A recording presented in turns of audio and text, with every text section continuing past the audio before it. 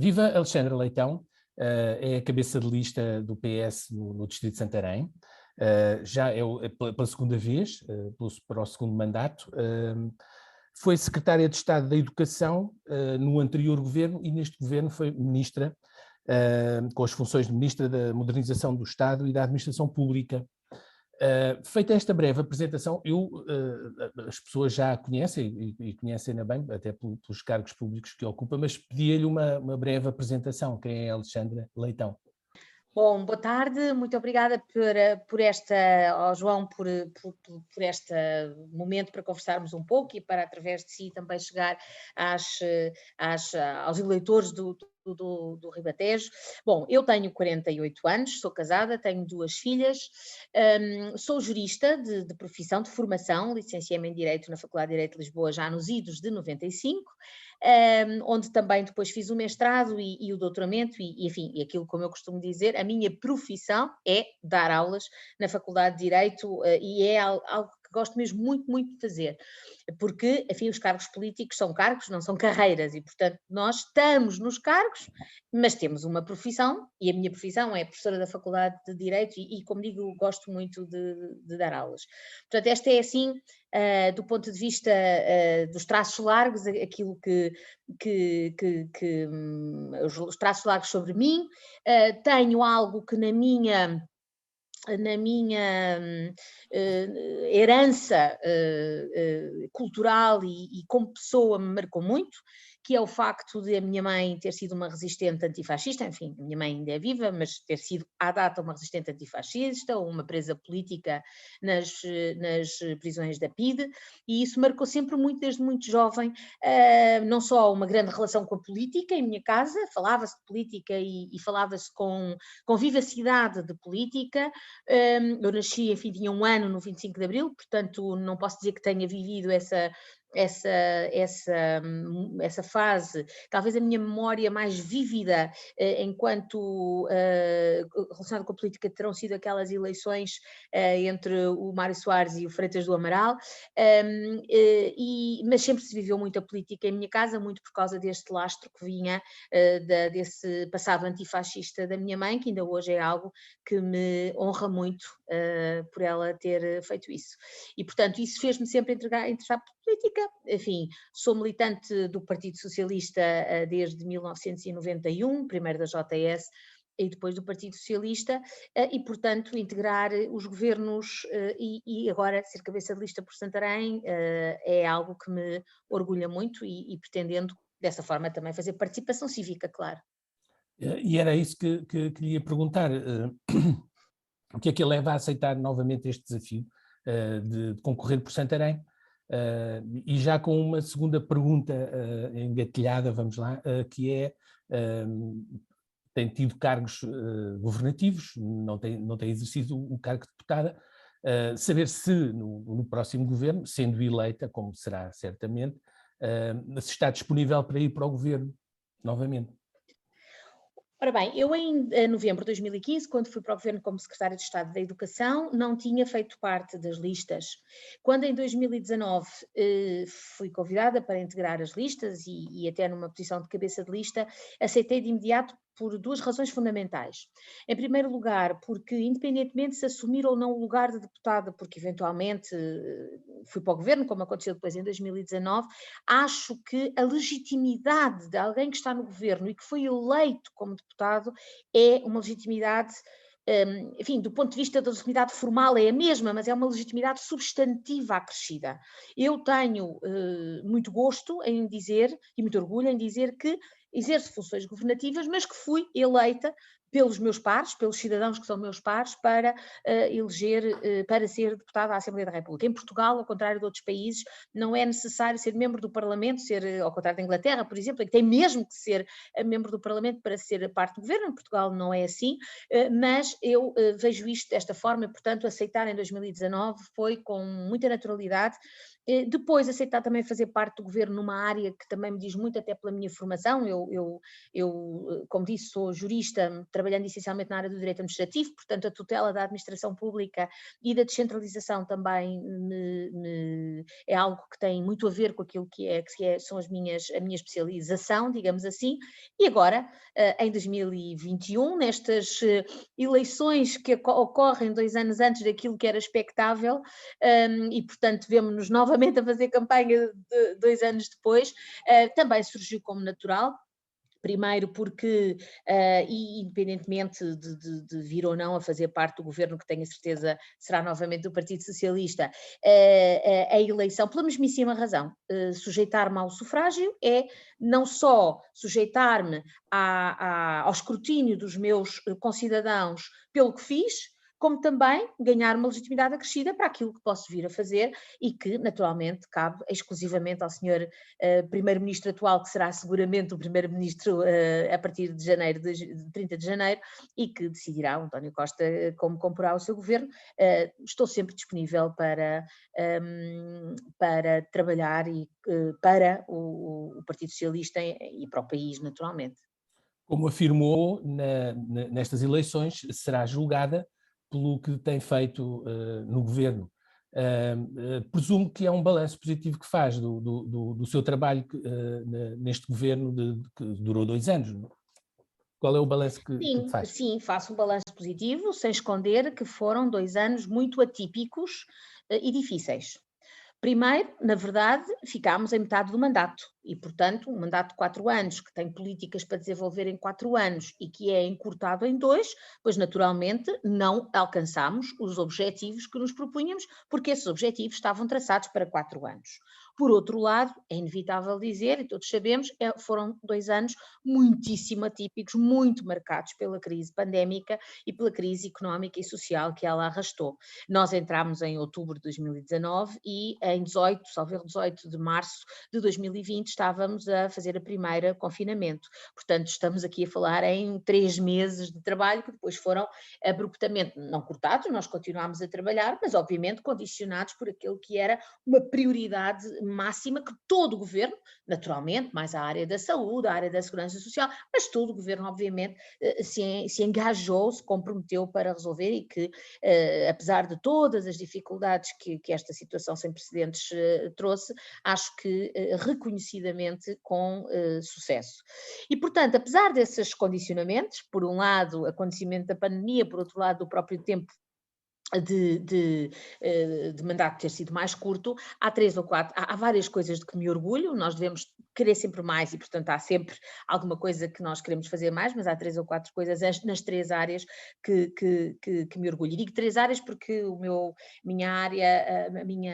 área governativa tem, por um lado, a administração pública, e aí eu salientaria não só alguma convergência de rendimentos, seja ao nível do salário mínimo da administração pública também, como agora de algum alinhamento com a inflação, mas sobretudo aquilo que se fez ao nível da qualificação dos trabalhadores da administração pública, com a reformulação do Instituto Nacional de Administração, com o lançamento de um projeto muito ambicioso de formação e capacitação dos trabalhadores da administração pública,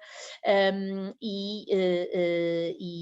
que obviamente visa atrair jovens qualificados para a administração pública. Isso é absolutamente fundamental. Na área das autarquias locais, da tutela sobre as autarquias locais, e volto a dizer que acho que a descentralização é mesmo a reforma do Estado, nós aprofundámos essa descentralização, fez-se a descentralização na área da ação social, alterou-se a forma de eleição dos conselhos diretivos das comissões de coordenação e desenvolvimento regional, e orgulho muito também, e permite-me dizer isto, de termos feito um trabalho muito, muito grande no que toca às freguesias. Não só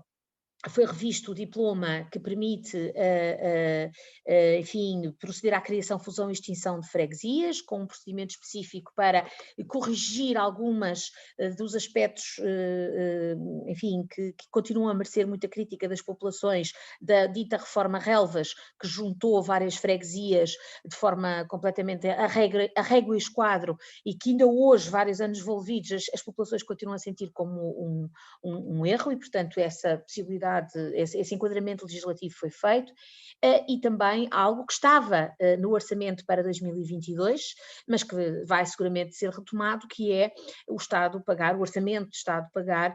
pelo menos uma pessoa a trabalhar a meio tempo em todas as mais de 3.000 freguesias deste país. Eu acredito muito numa política de proximidade e as freguesias são o primeiro célula dessa proximidade, o primeiro núcleo dessa proximidade, e tiveram, aliás, quer as freguesias, quer os municípios, um papel absolutamente inexcedível no âmbito do combate à pandemia, nessa lógica de proximidade. Finalmente, na terceira área da modernização do Estado, depois continuámos o programa Simplex, também foi um grande desafio, nós tivemos lojas de cidadão fechadas durante vários meses, tivemos que passar para o online, coisa que já tínhamos, mas que foi intensificadíssimo neste período de pandemia, com os vários confinamentos.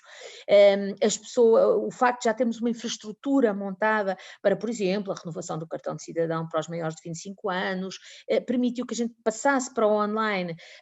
enfim, naturalmente com dificuldades, mas apesar de tudo com alguma capacidade de escoamento das situações que foram surgindo, e portanto acho que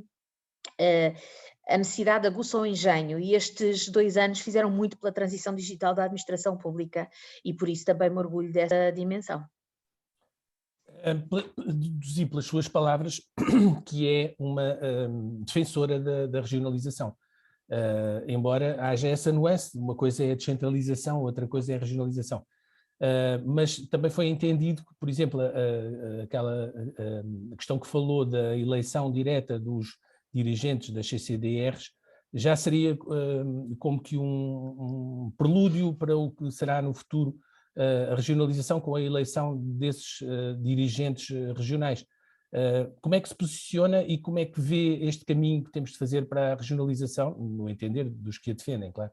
Certo. Sim, sou uma defensora da regionalização, acho que é importante que haja um nível intermédio de decisão entre o nacional e o local, que é exatamente o nível regional. Isso, aliás, está na nossa Constituição, embora dependente da realização de um referendo, e, portanto, realizar-se-á naturalmente, não é isso que está em causa, mas sim, sou uma defensora, acho que tudo aquilo que seja, e uma regionalização cuja criação das regiões administrativas seja, seja uma retirada de poderes ao nível nacional, mas não ao nível local, ou seja, o que nós vamos fazer é passar competências do nível nacional para o nível regional e dessa forma criar um nível regional de decisão em diferentes áreas que reforçará não só a coesão territorial, mas também, a meu ver, será um fator de desenvolvimento do país. Aquilo que fizemos nas CCDRs, portanto, enfim, relembrando aquilo que foi feito, as CCDRs têm um conselho diretivo com 3 membros, um presidente e 2 vogais, que eram todos escolhidos, nomeados, nos termos da lei, pelo governo, e o que se fez foi, o presidente é eleito pelos presidentes de Câmara Municipal que correspondem à região da CCDR. Um dos vogais é eleito, peço desculpa, o presidente é eleito por todos os autarcas, incluindo presidentes de freguesia, os vogais pelos presidentes de Câmara Municipal, um dos vogais pelo presidente de Câmara Municipal e o terceiro vogal, portanto só um dos vogais é que é nomeado pelo governo. O que é que isto significa? Significa que o governo abdicou de uma competência /poder, que era nomear os 3 membros do Conselho Diretivo, para 2 deles serem eleitos por eleições, por universos eleitorais compostos pelos autarcas de freguesia e de município da região correspondente. E isto como um passo no caminho que eu considero e que o PS tem considerado ser o caminho certo, ou seja, criar o tal nível regional de decisão democraticamente legitimado para poder contribuir mais para esse desenvolvimento e coesão territorial. Portanto, o que se fez foi uma legitimação democrática dos líderes das CCDRs, que é, sim, um passo no caminho certo. E hoje temos no programa eleitoral do Partido Socialista esse caminho para a regionalização, eventualmente com a realização organização de um referendo, enfim, depois de se fazer eventualmente não, tendo que se fazer o referendo, mas depois de se fazer este caminho, com a legitimação democrática das CCDRs, com a integração de serviços da administração central nas CCDRs, e depois então criando dessa forma já uma certa maturidade para poder passar para a fase subsequente, que sim, que eu defendo, sim. Aqui na região também estão a ser dados passos, foi feita a proposta para Bruxelas, no sentido de criar uma nova NUT, englobando o Médio Tejo, a Lesíria e o Oeste. Como é que vê esse processo? Bom, esse processo como eu já tive a oportunidade de dizer uma vez, a concretização de aspirações antigas das populações do distrito de Santarém, portanto, Médio Tejo e Lesíria, aspirações essas absolutamente justas e absolutamente essenciais, para também todos os nossos ouvintes acompanharem. O que está aqui em causa é, com esta eleição democrática das CCDRs, nós temos aqui uma situação em que quem elege as CCDRs e, portanto, participa democraticamente nessa eleição, deve estar integrado nessa CCDR. O que nós verificamos é que, por exemplo, no caso da Lesíria, para efeitos de fundos comunitários, está integrado na CCDR do Alentejo. E, portanto, aquilo que é preciso é criar aqui uma circunscrição administrativa, que, como disse, integra o Médio Tejo, a Lesíria do Tejo e o Oeste, que têm uma lógica e uma certa coerência geográfica e cultural, que vai designadamente facilitar o acesso a fundos comunitários. Dizer também que esta criação desta NUT 2 é algo que é criado por Bruxelas, pela União Europeia, e, portanto, Portugal propõe e tem que o fazer agora este ano até fevereiro, e falo-á, exatamente para o processo depois seguir os seus trâmites em Bruxelas, mas no fundo aquilo com que nos comprometemos é entregar este processo em Bruxelas a tempo dele ser já tomado em consideração para os próximos quadros comunitários. E, como digo, isto vai ser um fator, inequivocamente, um fator de desenvolvimento de toda a região, que vai, enfim, que abrange desde as cimas do Médio Tejo até à cima oeste, de Ferreira do Zezer, enfim, ao Cartaxo, não é? E, portanto, isso é uma velha aspiração, volto a dizer, e muito justa, e que agora verá a sua consagração. Sendo estas umas eleições muito importantes para o país, umas eleições nacionais, há também as questões regionais e na qualidade de cabeça de lista pelo Distrito de Santarém, eu perguntava-lhe quais são as prioridades do PS aqui para o Distrito. Muito bem, nós, em termos de prioridades para o Distrito, eu gostaria de começar por salientar a continuação do investimento na área da saúde. É uma área onde nos últimos 2 anos houve muita evolução, desde a resolução do problema do bloco operatório da maternidade de Santarém, a aquisição de 2 aparelhos de TAC para o Médio Tejo e de ressonância magnética para Santarém e para Abrantes, mas a saúde é, de facto, a maior prioridade de um Estado social, justamente com a educação. E, portanto, a continuação desse investimento, ao nível nacional e muito em concreto aqui em Santarém, ainda é um dos nossos objetivos. Depois, ao nível da mobilidade, o IC3 e a Ponte da Chamusca, naturalmente, é algo que os eleitos pelo Partido Socialista na Assembleia da República não cessarão de lutar para que essa situação seja resolvida. Dir-se-ia mesmo que, do ponto de vista da mobilidade, é a situação mais complicada do distrito. E assim também, ao nível da mobilidade, a modernização da linha da ferrovia entre o entroncamento e Santarém. Ainda assim, e depois desenvolver e investir muito na agricultura. Esta é uma região de grande importância ao nível da agricultura e da pecuária, e também no património cultural, no turismo. Fátima, Tomar, é uma zona riquíssima também dessa perspectiva. Não esquecer que temos os politécnicos de Tomar e Santarém, e o ensino superior numa região é um fator de grande desenvolvimento, e continuar a investir nisso. Por exemplo, a questão da residência de estudantes em Rio Maior, foi lançado o concurso, o governo disponibilizou 1,5 milhão de euros para lançar o concurso ficou deserto. é preciso tornar a lançar outro concurso, mas na verdade avançou-se na disponibilização da verba para o efeito, e também continuar a investir naturalmente no parque escolar de Santarém, sendo que houve já muitas obras em vários concelhos do distrito. Enfim, são linhas gerais, mas algumas muito concretas, como a questão do IC3 ou da residência de Rio Maior, mas também dizer que aquilo que nós esperamos é que os próximos fundos comunitários, seja ao nível do PT 2030, seja ao nível do PRR, sejam muito aproveitados por todas as instituições do distrito, das autarquias ao terceiro setor e às próprias empresas, porque de facto é uma oportunidade sem precedentes e o Distrito do Ribatejo e o Distrito do Ribatejo vai de certeza ter que agarrar esta oportunidade, assim como todo o país, mas agora estamos a falar do Distrito de Santarém. Eu deduzo das suas palavras que não concorda com as críticas que têm sido feitas pelos outros candidatos das outras forças políticas, de que o PRR estará a passar ao lado do distrito. Deduzo das suas palavras que o PRR ainda está a começar, os fundos comunitários, este quadro comunitário ainda está a começar, por isso